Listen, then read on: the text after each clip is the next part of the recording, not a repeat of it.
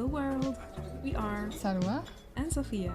We are honored that you're embarking this journey with us. coming to you from across continents in early Sunday mornings. We are here to talk to you about life, Love, self-worth, relationships, hardships, motivation, career, creativity. and everything in between. So make yourself comfortable, grab a cup of tea or coffee, And enjoy your early bird talk.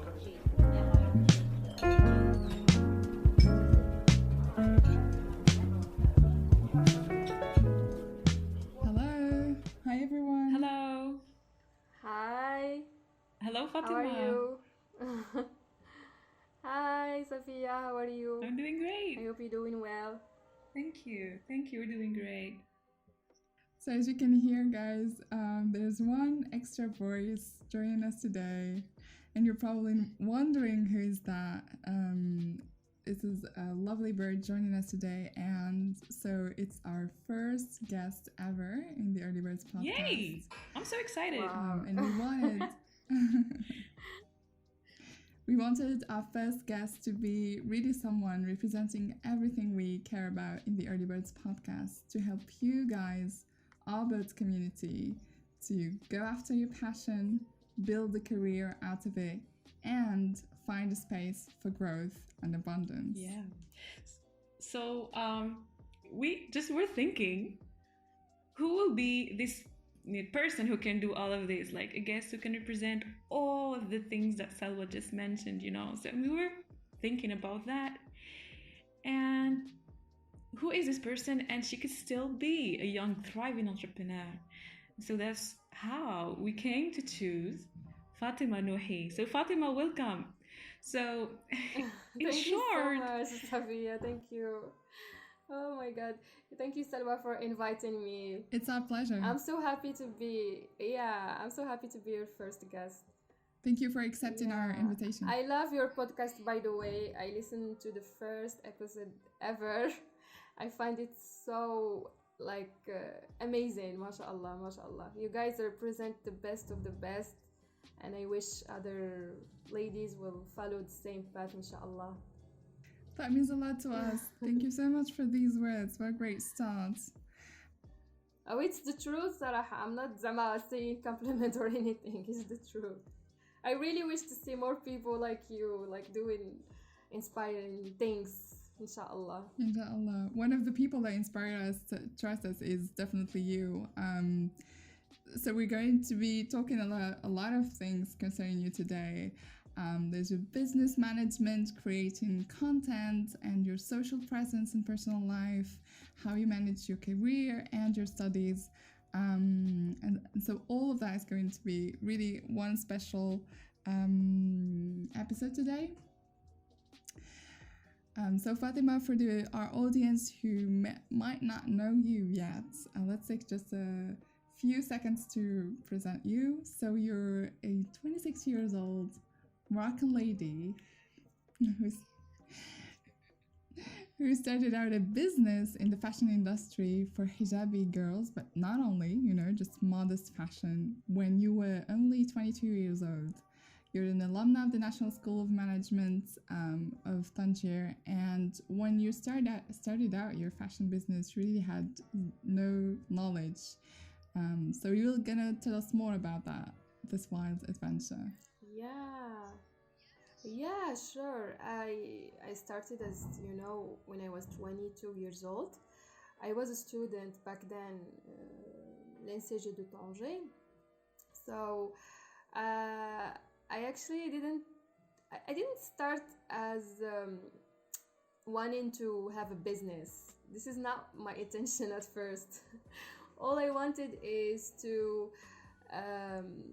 make clothes for myself, because I find it so hard to find designs that I like or something that I enjoy wearing, especially that I have this taste for clothes that I need to wear. I really love colors, I love different designs, but I couldn't find anything in the market. So I started as a hobby. I wasn't thinking to build a business. I just want to make my own clothes, and Um, I remember in 2015, it was summer of 2015, and it was so I had too much time in my hand. I didn't do anything. So I said, okay, what should I do with the 3 months of summer? Like, I need to do something. And I did ask myself, what are the things that bring joy to myself? And in my head, it was always making designs for myself. I didn't think of business or anything. And here in Tangier, it's so, alhamdulillah, it's easy to make your own designs. We have markets, we have fabrics everywhere, we have people who will make them for you. So it was easy to make. And then I made the first designs, and when I did come back to school, I wear them to my first class, and my friend, they all like, oh wow, it's amazing dress, where did you buy it? And I said, I made it myself. I didn't buy it anywhere. Yeah, so they were surprised, and they like them so much. So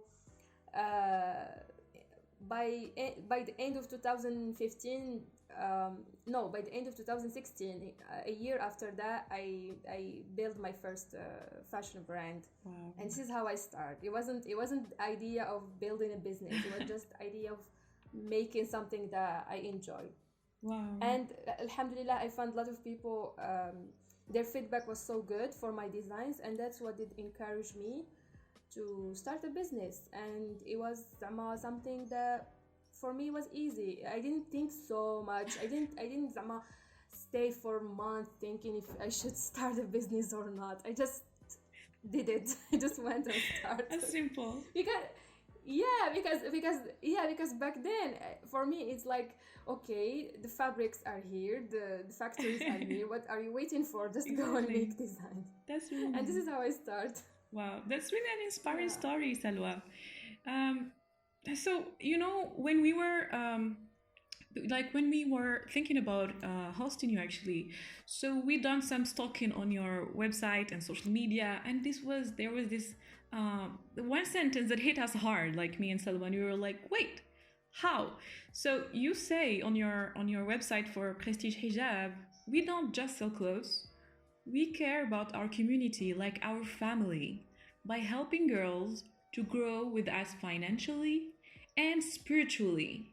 And this hits hard, So how do you do that, and where did you start that? Yes, thank you so much for mentioning that, because it's you can see it's our purpose in business. Honestly, when I did start, I wasn't thinking like this. I wasn't thank you. I wasn't thinking like this. When I started, in my head, it was just this may work or may not, because I was a student and I didn't honestly take it so much seriously, and I wasn't thinking I will stay for a long time building this business. I was just doing it because I enjoy it, and it wasn't so much hard, and I could make money out of it, and with that money I could support myself without asking my parents for money or anything. So this is how I was thinking back then when I started. But I mean, 3 years after, almost 4 years now, I actually did build a lot of connection with the ladies who work with us, who buy things from us, or work with me. And I find it's the business or the journey to the business is not just about selling something. It's about building the connection with people who following you, either if they buy or not. When I build the connection with them, we become like friends, like family. We are not just here to sell. I'm snapping to that. I'm sorry. Thank but you I need so to snap to that. That's really nice. Yeah, but I mean, that's how we met, Fatima. Yeah, right? exactly. I think this is how I met most of my friends, because this is for any person who wants to start a business. At first, you don't have this mindset. You basically think about selling, but years after that, it depends on the person, Sarahatan. It depends on person. For me, years after that, I found out that building a business, it's not about selling. It's more about staying for a long term in this journey. And to stay a long term in this journey, your motivation, I'm sure it won't be just money, it will be other stuff. And my motivation basically is to uh, build connection with girls, help them as much as I can. And alhamdulillah, like I mean, I think a year ago, a lot of girls were asking us how to start their own businesses, how to build a fashion brand, how to start in the Moroccan environment and everything. And I said to myself, maybe this is the purpose that I was looking for in the business. And alhamdulillah, when we started sharing more content about how to start your own business, how to build a fashion brand, how to be successful, not just to build a fashion brand, but how to be successful in your own business, I noticed that a lot of girls are trusting us more, and they want to be just friends. They come to us sometimes. A lot of girls, they come to us and they tell me, oh, I'm still a student, I cannot buy yet, but I'm sure in the future you will be my first brand to buy from. So when I see that, I know that alhamdulillah, our purpose is working, and I think we are doing a good job in building a business in general. Great, Wow. that's awesome. Congratulations on that, Yes. and on Yeah. staying on track on your Best of luck. vision while continuing to blossoming. Yeah, but what, like you were saying, there's the vision, the community, but there's also the money after all, and because after all, it's an entrepreneurship, it's a business. And once again, we found this really cool quote of yours on an article we wrote 2 years ago on your blog post. And you're saying, if I may, money, do you have enough of it? What is enough for you? And when it will be enough? Money, can it buy happiness? And then you go on saying, it's these questions that we need to ask ourselves for real, away from what others are telling us. Did I say that? Yes, you did. I You don't wrote it remember I actually. said that. Wisdom. But it sounds like me. And by the way, shout out to your friend Y. I don't know who he is or she is. But yeah, money can buy you happiness. We can discuss this later, maybe. Yeah. I do remember now. After you said that, I do remember this conversation was with one of my friends back, I think 2 years ago or 3 years ago. We were in the classroom and we were talking about this because we were so bored. And we start to talk about this, and he's a boy, so he is usually going, no, money can buy happiness. Without money you cannot live or survive or anything. And I was against it. I was like, no, money cannot buy happiness. So I don't know, it may be because he's a man and I'm a woman, I'm more emotional.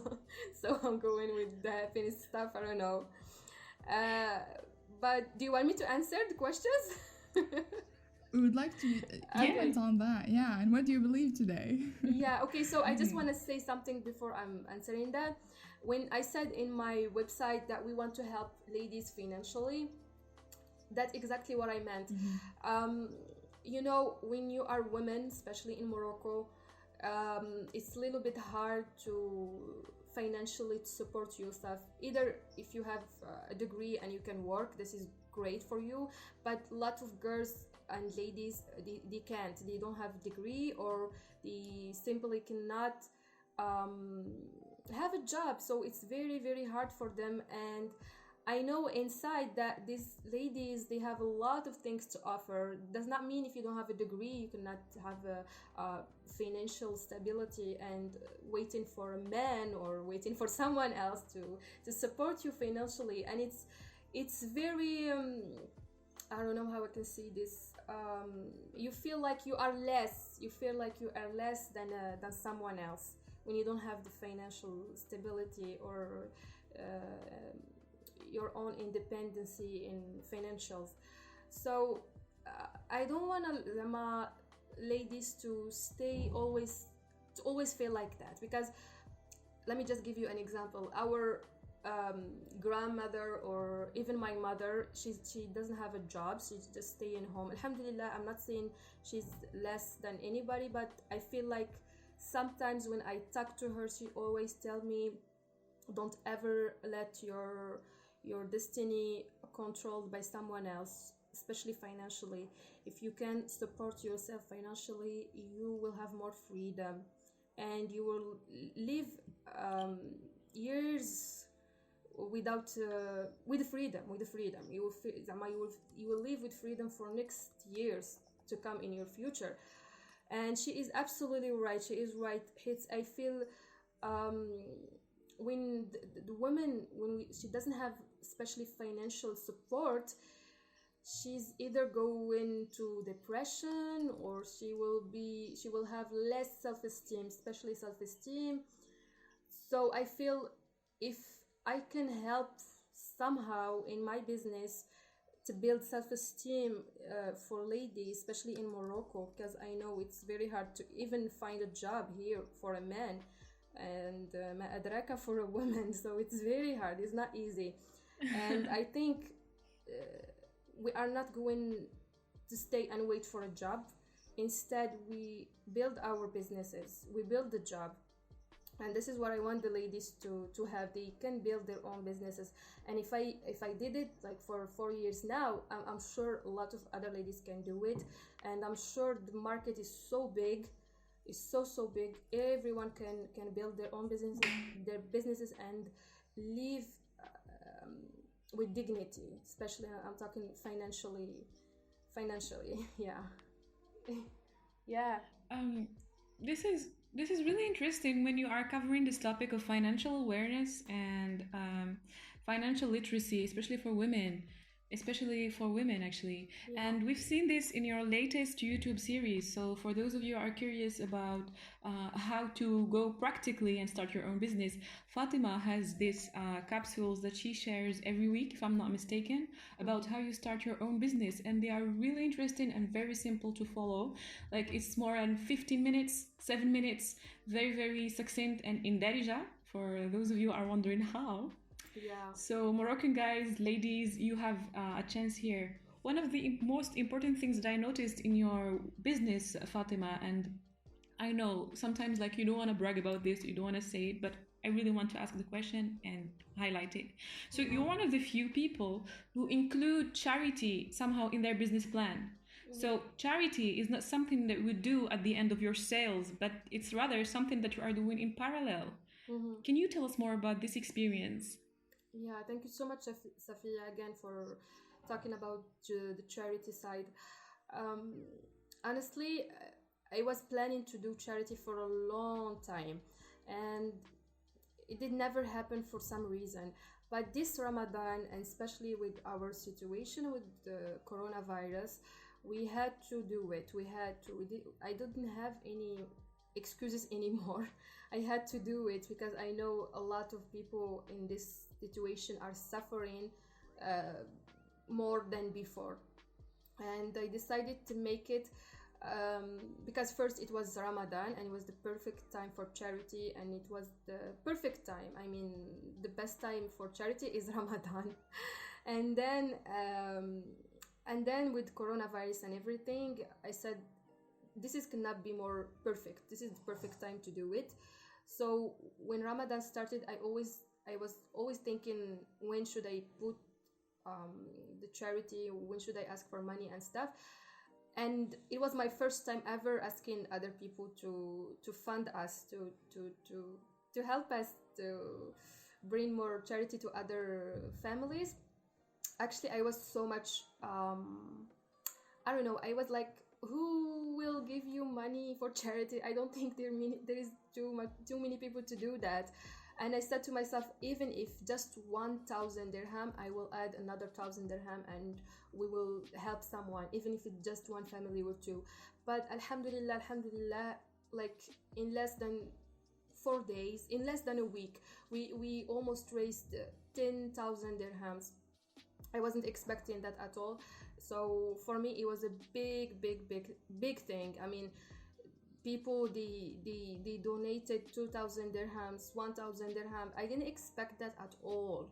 And alhamdulillah, with the money we could help 25 families with Ramadan, Qufat Ramadan.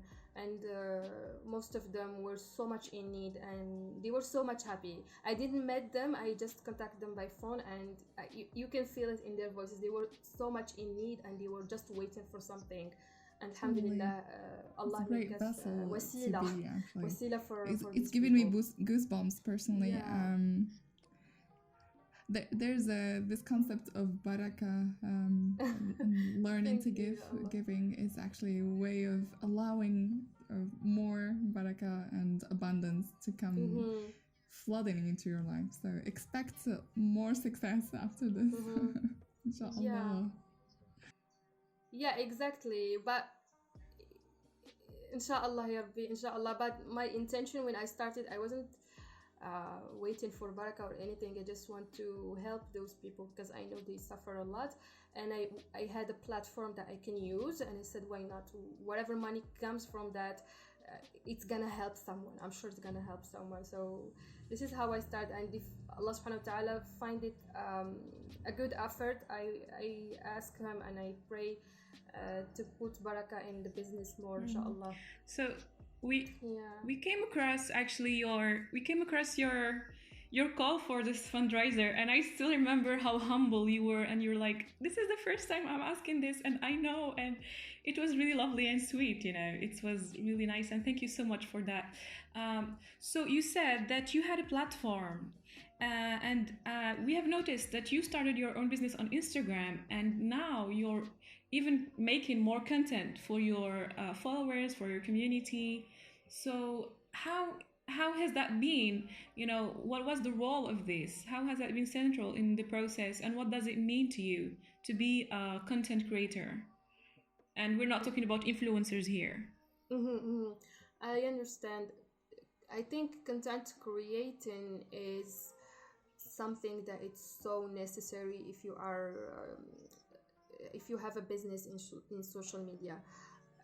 I mean, social media is all about content creating, but it depends in how you use it. It depends in how you post your stuff. So for me, I had to ask myself again the intention, like you said at the beginning, why you are doing this, why you are creating content for these people, and you spend a lot of time and sometimes money, a lot of money for maybe for free. So basically, as I said, I'm doing create content creating in my business for the ladies.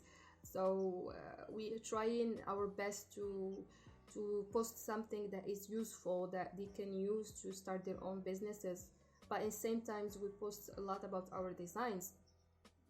However, for my personal account, I do write more than my business account. Why? Because I feel like when I'm writing, it's much more clear in my mind, because I have a lot of things that I think about, and when I do write, it's become more clear to me. And when I post it, my intention is not to صراحة is not people to read it. It's just for me to post something that will make me clear, that will make my mind free in somehow.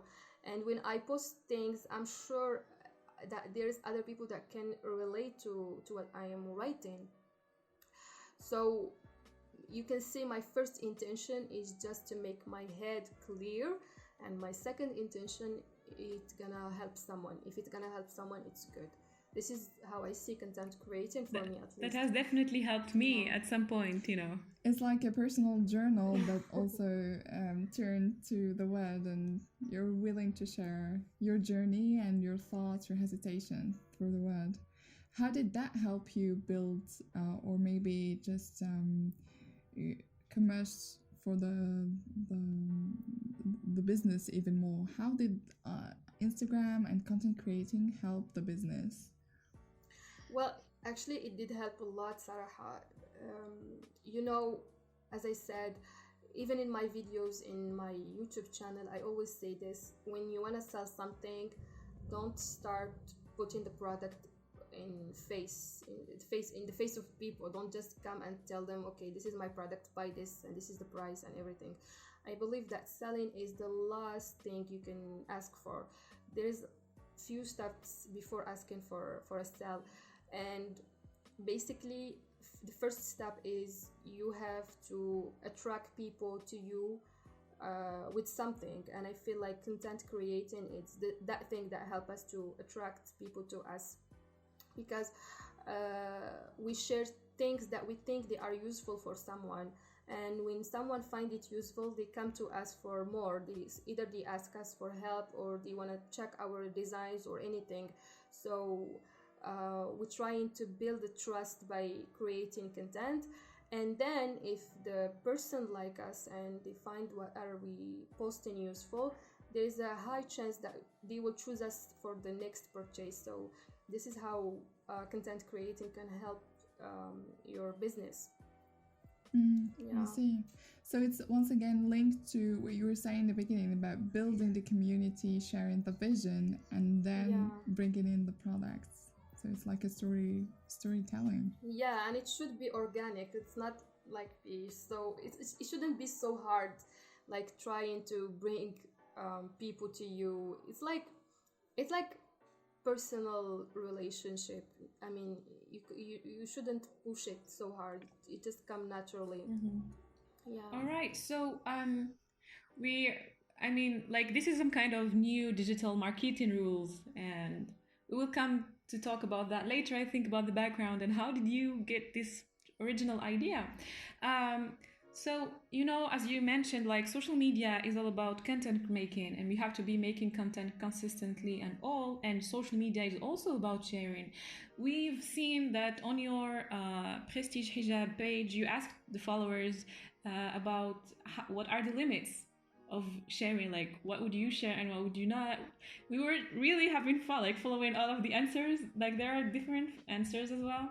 So but we're here, we'd love to have your own take on it. So what's the limit of what you can put out there about your personal life? Yeah. This is a very good question, actually. I'm gonna be honest here, and I'm gonna say why I did ask that question. Okay, so you know, in social media, it's very easy to compare yourself with others, and sometimes you feel bad about yourself because you are not at the level of others. And this is actually did happen to me, and alhamdulillah, slowly it's going, it's still happening.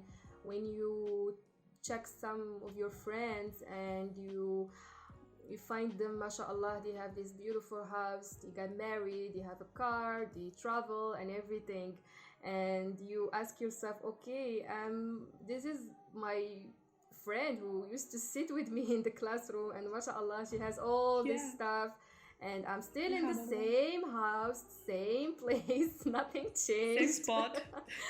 Yeah, so you're still asking yourself, is there something wrong with me, or what's wrong? Maybe it's why things cannot move for me too, and you start to worry about your future, especially at this age, you know, our 20s. Like you start to worry about your life in future, if you ever gonna marry, if you ever gonna have a car, the house and everything. And this is when I decided that I need to stop thinking like that, because it's not healthy. I know I'm not doing it intentionally, but inside of me I can feel it whenever I go in stories, checking my friends in Instagram or wherever. I always feel that it just comes. I don't have control over it, and I decided, okay, I need to end this. And I said I'm gonna stop following them. I know they are my best friend and we still talk and everything, but I won't follow them just for sake of my mental health somehow. And actually I did, and I talked to my friend directly. I told them I will stop following you simply because I'm not interested in your stories. I will stay your best friend and everything. Most of my friends, alhamdulillah, they understand. It's not something personal. It's not, they shouldn't take it personal. It's just for me, I'm not ready yet. I'm not ready to emotionally, mentally to accept their success in somehow. And when inshallah, when I'm in better place, I will start following them, maybe.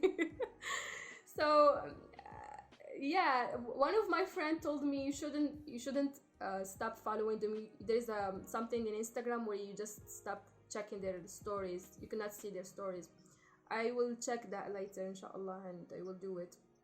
And that when keep us yeah, updated, by the way, if you find out. I confess I have that problem too, yeah, and yeah. I need to unfollow a few people. Okay, I will check it and I will send it to you for sure.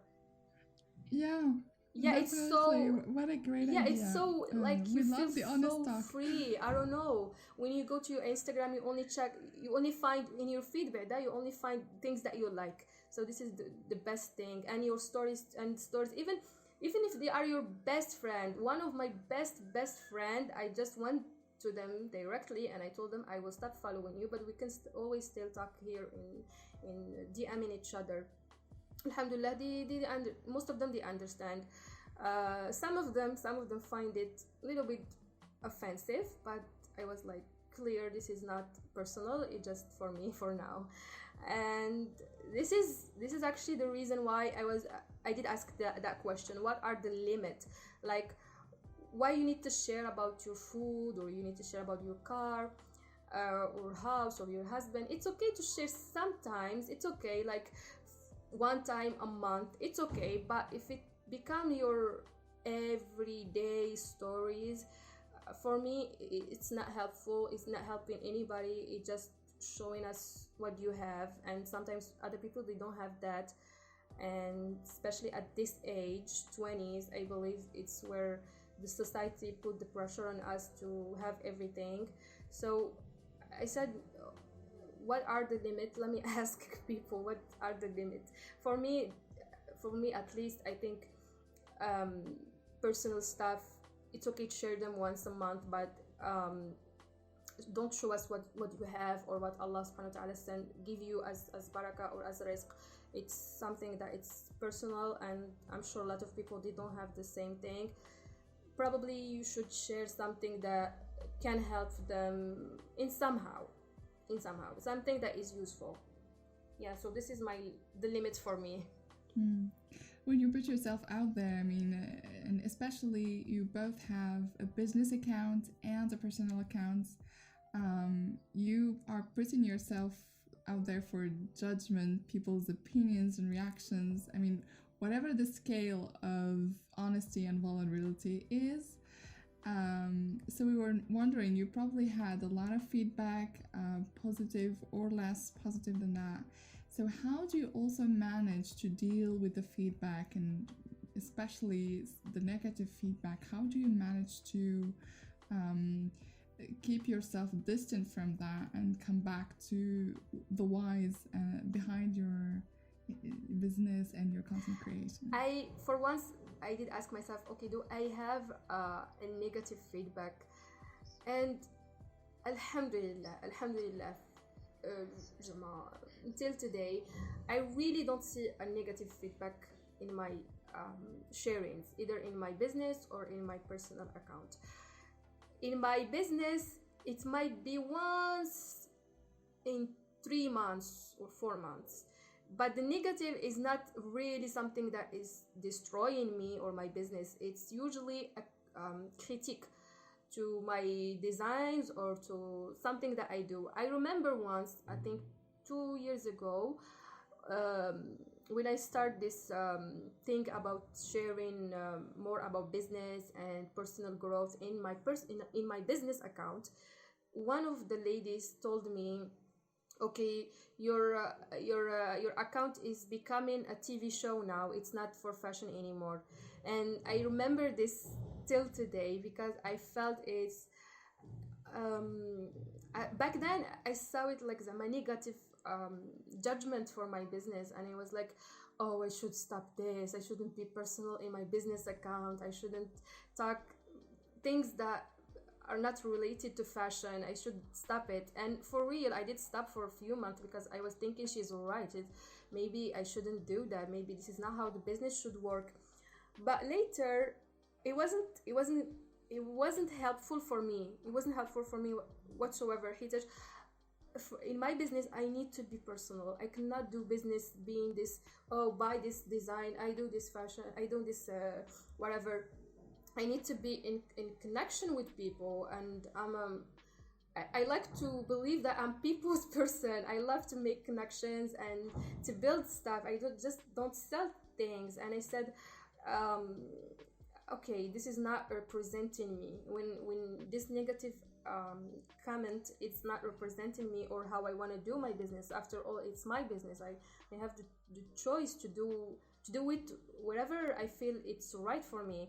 And this is actually one of the good advices that I want to talk about, is how ladies, when they come to us and asking me they want to start their own businesses, they already came with a judgment of how they should build a business based in what they listen from other people in the society. Like, they always tell them, oh, you should have a big quantity so you can sell, you can have more margin in your business, or it's better to have a store than selling using Instagram or social media. So they have this judgment, these ideas that of how the business should work. But in reality, business should work in your way, in how you want to build your own business. If you think that building relationship and being personal with your followers is your way that make you happy and motivate you to work, then do it, and in somehow you will find a way to make money of it. And I'm saying this because this negative comment is the only one that I really can think of. Other than that, alhamdulillah, I'm not really facing a big negative comment. But this negative comment, it wasn't, I as a mom, it's how you see the comment. If you see it negative, it will be negative for you. But if you think neutre, what is neutre in English? If you think, yeah, okay, if you think like that, you will see it clear. That negative comment wasn't actually negative. It just her, I don't know, it's just her way of seeing things, of thinking that maybe with her comment will help me. Maybe her intention was to help me, maybe, I don't know. So I believe the negative feedback, it depends in how you see it. If you see it negative, then it is negative. But if you see it, if you stop and ask yourself, maybe this is a positive comment, it shouldn't be as it seemed, then it will be positive. But again, usually I don't pay attention to the negative comments if it's something, because if whatever they say, you put it personal, is you take it personal, you will suffer a lot. You just, if they comment something, okay, you just ask yourself, is this really representing me? Is this comment is really have something to do with me as a person or as a business owner? If it's not, then just read it and move on. It's just something that يدخل من هنا ويخرج من هنا, and that's it. You just move on. Wow. Yeah. Okay, so definitely. So we have just one last question related to this. So you're saying that you have many supporters, like you have a lot of them, right? But here we want to know who is your number one supporter. Well, actually, I have a few supporters. I don't have too many supporters. But who is my number one supporter? I don't want to look at someone who who has ego, but I really believe it's myself. Honestly, I'm the reason why is my parents, they do support me, they do, but sometimes just being a parent, they worry about you, about your future, about everything else. So sometimes they are less supportive. They show you signs that I think this business is not a good idea, you should change and everything. You just have a job and it's more secure and everything. So they are less supportive just because they have good intentions. But my sisters, they don't care actually. Do whatever you want. They don't care. Have a job or don't have a job. Just do your stuff. Who cares? And my friends, alhamdulillah, a lot of my friends are my supporters. But I believe if I didn't really be my own supporter, probably I would stop years ago. Yeah. by the way, I think your sisters do support you. I was really worried about you, how you are going to do the marketing for your new collection. So shout out to them. I think they helped a lot for that. Yeah, they do. My sisters, one of my sisters, she always send me new designs, new ideas. Mohim, they are so. I'm not saying they are not supportive, but in same times they are not so much caring. It's like it's your life, do whatever you want with it. So it's somehow supportive. That's in itself liberating. Yeah. So you're saying you're number one supporter, and we cannot agree more. Like it's definitely true. You have to find the strength from within. But I really want to know, like, related to your career and studies, was your curricular of any help in this business? Well, somehow it did help me. Somehow, I'm not gonna, as I must say, it didn't help me at all. I know myself um, since in high school. I knew that I want to do marketing, but I couldn't because back then I was young and most of people they tell me marketing is not a good idea for you. Accounting is more stable for business for a job, and I did it because it was stable for a job. I didn't do it because I like it, and I did a good job. Alhamdulillah, I did a good job in accounting, and it was so helpful. Now I see the reason why Allah subhanahu wa ta'ala wants me to study accounting too, because without accounting I couldn't really see clearly the costs or the margin or understand about the different costs and everything. Accounting is really nice. It's not that bad. It's really nice because it's more numbers, it's more clear, so it's you can understand a lot of things. And um, if you understand the financial field, it's really actually fun. It's not sad or boring as people think. It's really nice. It's really nice actually. I did enjoy it. When I start at first I didn't like it, but when I did 2 years of brevet technicien supérieur for financial and accounting, I really find it nice, and it did help me now in my business. But in the same time I feel marketing is more connecting, is more relationship, is more something that it's personal, it's not just numbers. And this is why I like marketing since the day one, and this is why I wanted to study it when I was in high school.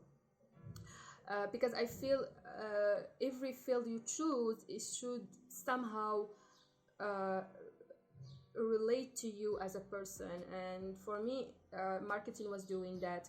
And this is why I did change, this is why I did take the courage to go to I didn't my field was commerce international, international trade. It's not all about marketing, but somehow we were studying marketing in this, and I did enjoy it. But usually, or most of the marketing stuff that I know is something that I study by myself. I didn't study in school.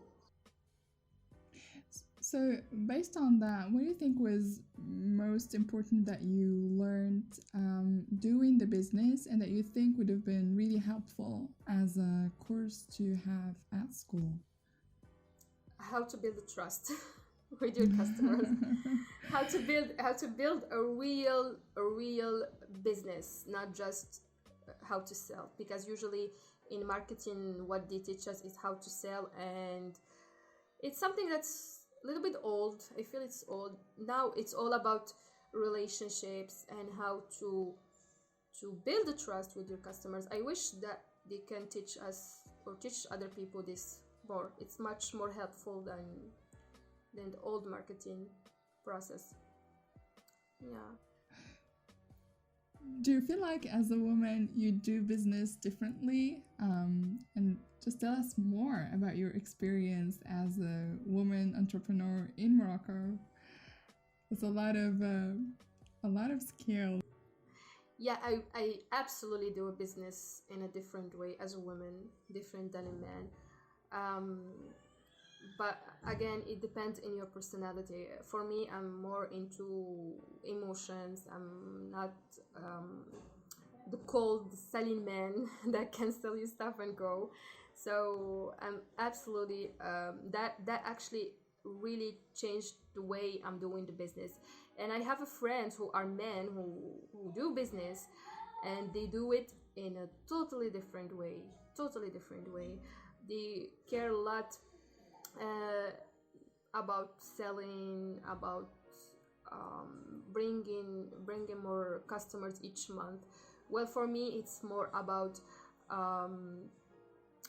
staying in connection with your followers for a long term. It doesn't have to be your customer. It doesn't have to be selling a relationship. It's like, as I said in the website, it's like family, it's like friends, and in somehow you will stay a long term. You will stay a long time in the business. If you, for me, this is how I think. For in the business, this is how I think about it. Being a woman in Morocco and having a business is a little bit challenging. صراحة is a little bit challenging because not just being a woman, being a young woman, they don't see you or they don't give you enough respect when you do business with old people, especially in my fashion industry. Most of the people are men, and it's really, literally, it's very hard to find women who are in factories or Can I stop you there? yeah. Are you saying that men are making fashion for women? Yes, and this is the problem. Okay. This is the problem. This is exactly the that problem. says a lot.